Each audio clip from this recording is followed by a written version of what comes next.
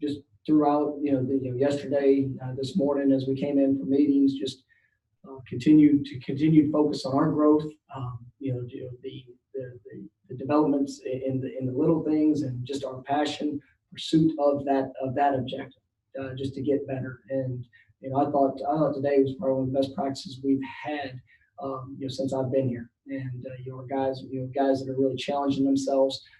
It's for a college student athlete, and for coaches, for everybody else, for everybody involved. I mean, there's so much that goes into a game week, and there's so much of a focus of what's coming on Saturday, and obviously the pressures to prepare and to play to the best of your ability, and all those things. And we're at a point that we need to focus on the day and just continue to improve with the things that we can control.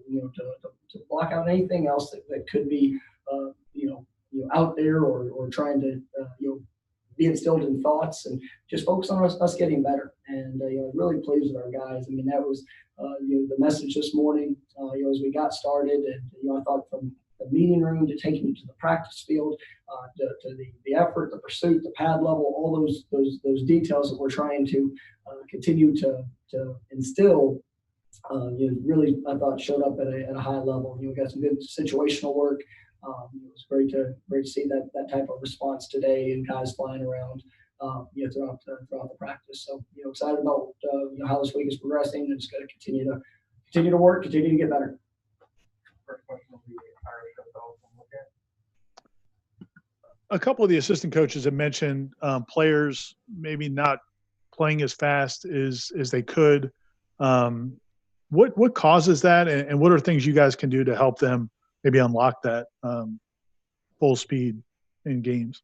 Yeah, I mean, I think some of it is confidence, just knowing what you're supposed to do in the call, in the moment, and the assignment that you have, the confidence of doing that at a very high level, and then truly just cutting it loose and giving everything that you have, not hesitating, not worried about, not being worried to mess up, and that's I think that's something that you see within the game in general, but especially right now. I mean, there's times through contests I've seen guys that just truly start pressing, and they're trying to do so much that they don't want to mess anything up, and it forces them to kind of almost paralyze themselves in moments and in situations where you have to have that fast decision, that reaction, and it puts them a step behind.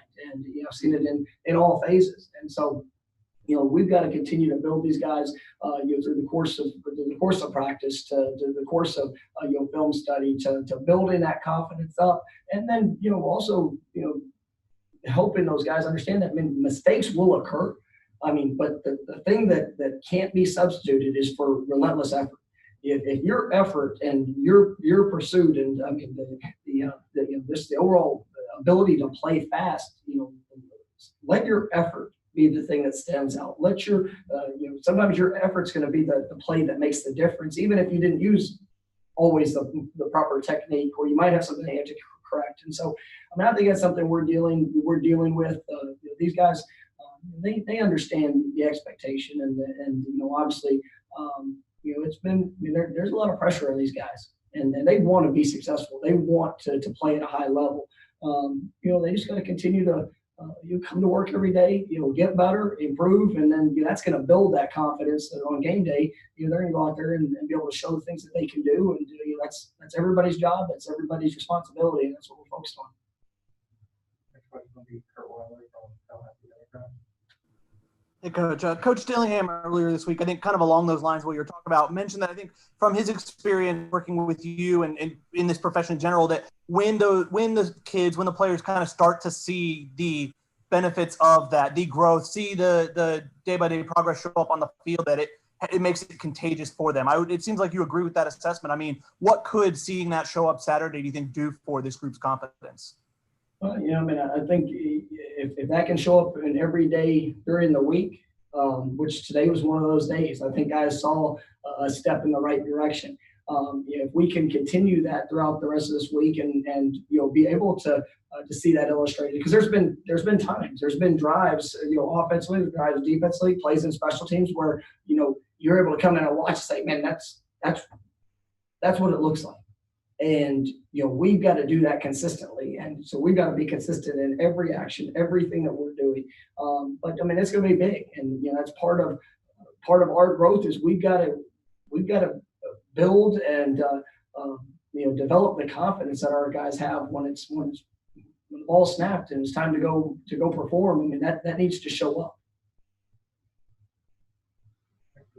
Chris Meade from Noles 247. Hey, Coach, are there any players that you expect to make a return to the field that maybe we haven't seen yet this year or were dinged up in the first 2 games? I mean, I feel good about guys that are going through their rehab process. A couple of guys that we looked at there in pregame last week, and some guys were limited, some guys were held because they weren't quite ready to play. But I feel good about the direction we're heading, and hopefully we'll be able to have a good number of guys out there returning on Saturday, or put themselves in a position to at least take a great look at it. Perry from Tomahawk Nation. Coach, you had mentioned that today was going to be a big third down focused day. How do you assess how your team responded today to that? I thought it was good. I thought we got good work. We try to get good on good when you work in that situation, so we can get as much of the speed of the game as possible. So I thought that work was positive, and then just continuing to emphasize the situation, the awareness, the details of and that's what as you sit there and you get to third downs. I mean, third and fourth downs are critical, and that's where you have to be at your best. And the same thing is we got an introduction to some of our red zone thoughts. So that's another area we've got to continue to improve. And so I think our guys they know what it takes, and they know the areas of improvement we have to make. I thought today was a good day and a step in the right direction. From a recruiting standpoint, home games usually are a time for players to come and check things out and either do unofficial or official visits. Is there anything you guys are able to accomplish throughout a home game from a recruiting standpoint? It's what makes it so challenging because really since we've been here, you take, I think it was 8 days before the early signing period that the campus was live. We had I think it was 14 days in January, 15 days in January, and then with the month of February being dead, then we had, I guess it was another 12 days in March. And I don't know throughout that time if there was a day we didn't have a prospect on campus.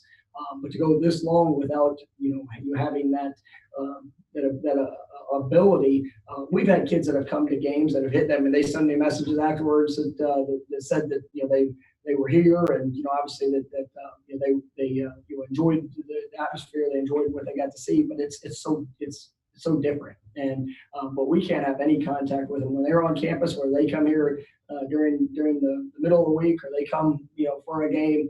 We can't have any contact with them, even a phone call while they're on campus. And so when they leave, we can communicate and be able to go through that. But throughout this year, we'll have prospects that will buy a ticket. We'll have people that they come to see the game because they want to see the experience. But it's a challenge that we can't be a part of setting that up. We can't really do anything when it comes to their unofficial visit. So it's definitely unique. Ready to get past it. Chris from Noles 247. Following up on what Ira just asked, do you think they should lift the dead period, allow kids back on campus at this point with all of the major conferences and a vast majority playing? And also, do you think the early signing period should be, if they don't allow kids back on campus, should they still have an early signing period this year?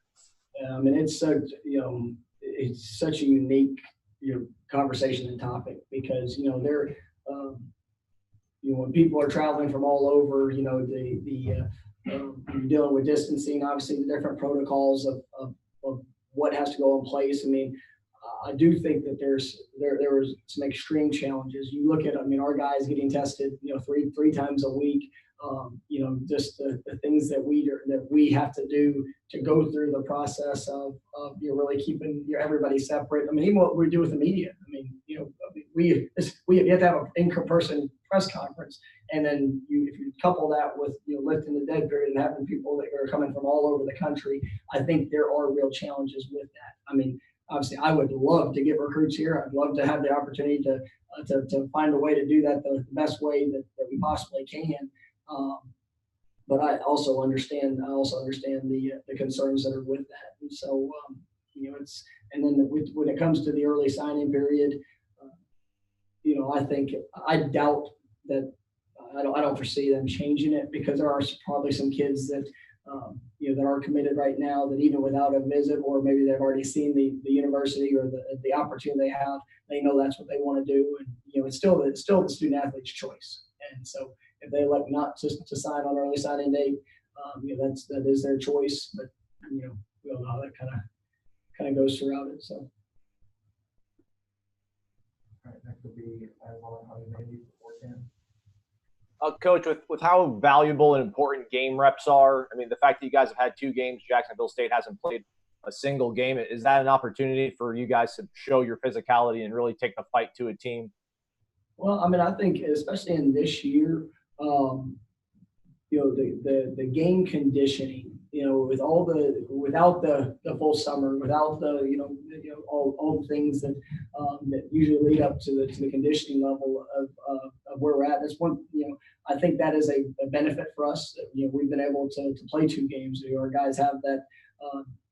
They've been able to work through it. We've had very little cramping. We've had our guys have done a good job in how they're hydrated and what they're doing. And I think as we continue to move forward, we're continuing to build that. So, I want us to go out there and obviously play to the best of our ability here this week, to play faster, to play more physical, to execute better, to sustain drives, and to get off the field, on defense when we have the opportunity. But I think that having a couple of games under our belt, our guys should have more confidence. They should be able to continue to grow from where we've been. With Jacksonville State not having played yet, how good of a scouting report do you feel like you guys have on them, and what are some of the things that kind of jump out at you about the challenges they'll present? This is a really good program. That's anybody that follows college football, knows Jacksonville State. It's been one of the elite level, FCS level teams, throughout the course of the last decade and beyond. They've got some very talented young men. I mean, their quarterback is a big kid. I think he's 6'3", 225 pounds. Very effortless in everything that he does. He doesn't ever seem to get rattled. He can extend plays with his legs. Got a great arm. They've got a couple of dynamic skill players on offense. I think 2 tight ends that are really impressive in what they do and how they play. You look defensively. They got a DJ Coleman, one of their defensive ends. I mean, 6'6", 245 pounds. I mean, this guy he's a legit defensive end. A true threat coming off the edge. They've got two of the best corners. They're at the FCS level that they have that playing. It's going to present a lot of challenges. We know that they've had a couple transfers that have come in. But like I said at the beginning of the week, the focus this week is about us. It's about going out there and playing to the best of our ability. This is a team that can present challenges in every aspect. Very well coached. They have a new special teams coordinator. Their offense, obviously head coach offensive minded, but your defensive coordinator been there for a few years. So they understand their scheme, they understand their system, and we know that they're excited about kicking off their season, and we got to go out there and play to the best of our ability. Last one will be Bob Ferrante from the Osceola. Hey, Coach, I'm curious about Mikko Dotson. How's he doing? I don't think we've seen him play through 2 games. Is he able to practice and maybe get on the field on Saturday? He's coming along. He's one of those guys that was kind of referenced to earlier. He got some work in here yesterday and today. it's been a process, as he's kind of had to work through fall camp, and I'm liking what I'm seeing. So if he's available, that definitely brings another top quality defensive back that's going to be able to work into the rotation, especially on top of what all he does in the return game as well. So we're hopeful that this week continues to progress, and hopefully we'll see him on the field soon. Thanks, guys.